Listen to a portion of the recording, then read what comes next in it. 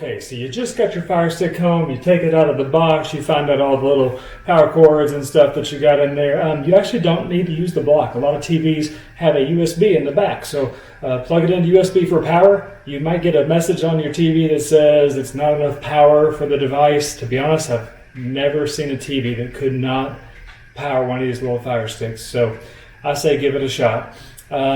Also, you have HDMI, so make sure you plug it into HDMI, whatever source that you would like on the back of your TV.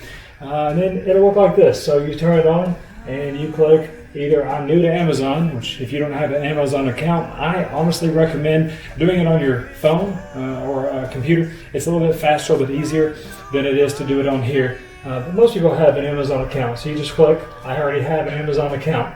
The next step is you're going to activate it. All right, so you're on your cell phone, you go to Amazon.com/code, you type in the little code there, you hit the continue button, and it says your registration is now complete, and instantly your Fire Stick, or in my case I have a TV Cube that we're using, says successfully registered. Whenever I program this, I use my account to do that. Then I take it out of my name, and that's why it looks like it's never been used before. So when you get this home, this is what it's going to look like. It's going to look like it has never been turned on before. The apps that I installed are actually on here, but let's just say they're hidden in a folder.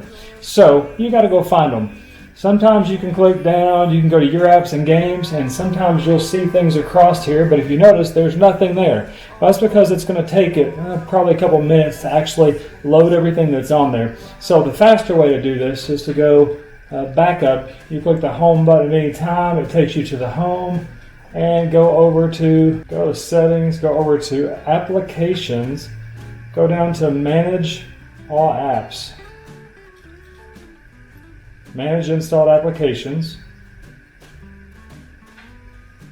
and go down to the two apps that I put on here. The main ones are Cinema HD V2. So if you click that and hit launch, it will open Cinema for the first time.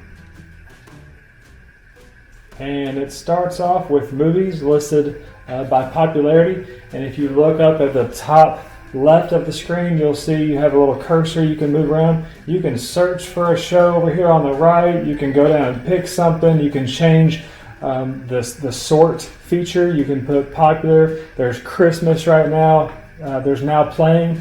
I will tell you, if you watch a movie that's out at the theaters right now, it is more than likely filmed in another country. And with the coronavirus going on, you're probably going to get some little person holding a camcorder on a tripod, whatever, in a theater. You might hear people coughing in the background. Resolution's not that great. Personally, I like to wait until they come out on DVD release. Once they're out on DVD, if you can go to Walmart and buy it, you can get it in high definition on a Fire Stick.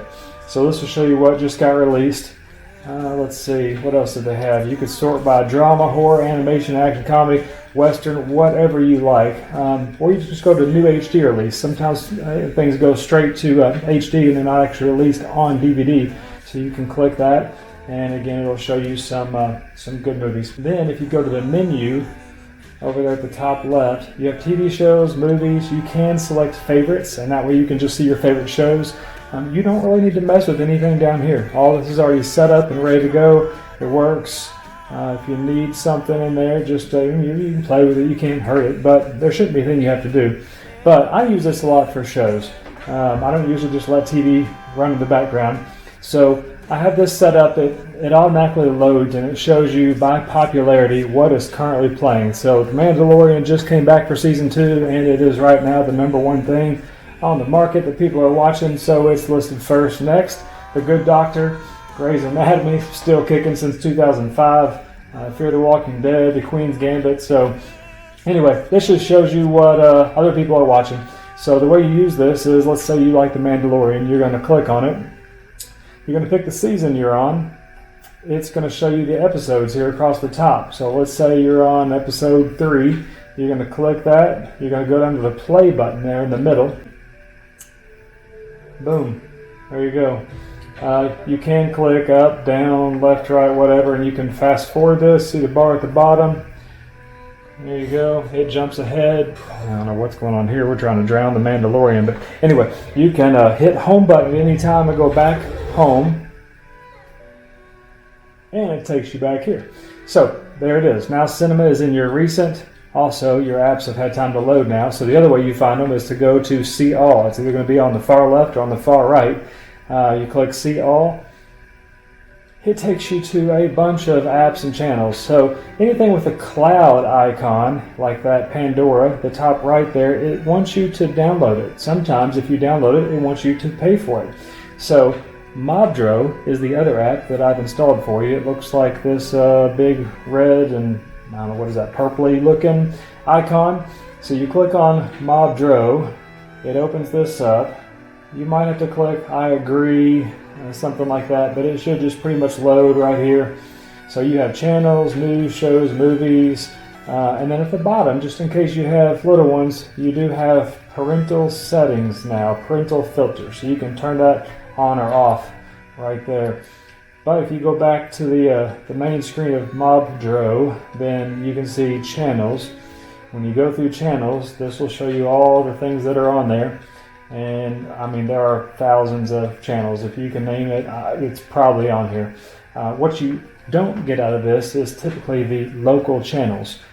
So if you do want local channels, if you notice when I went to your apps and channels, there's something called Local Now.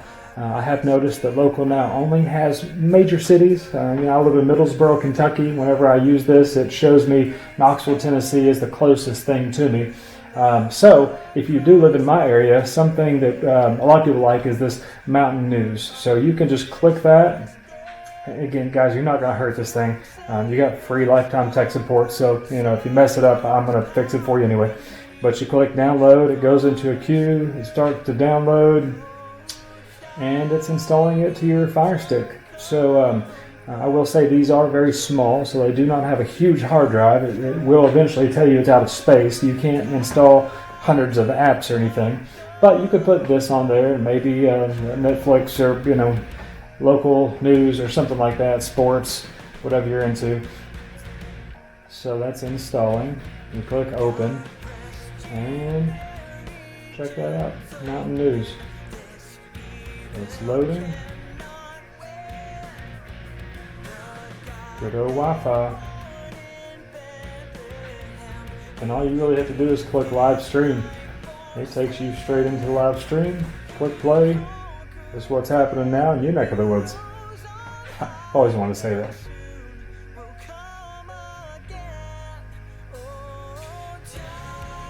New Gum Soft Picks Comfort Flex Mint make caring for your oral health easy. There you go. Take care of your teeth. Your health isn't. You're swinging.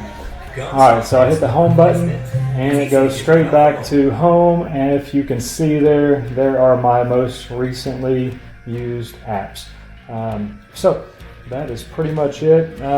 These do have an Alexa button at the top, looks like a little microphone. If you press that, it will find anything. However, you're searching within the Amazon Fire Stick, so it's probably going to search Amazon for, let's say, whatever show. So if you want to watch Troy with Brad Pitt, Troy, press the Alexa button, say Troy, and it's going to search and find the movie Troy.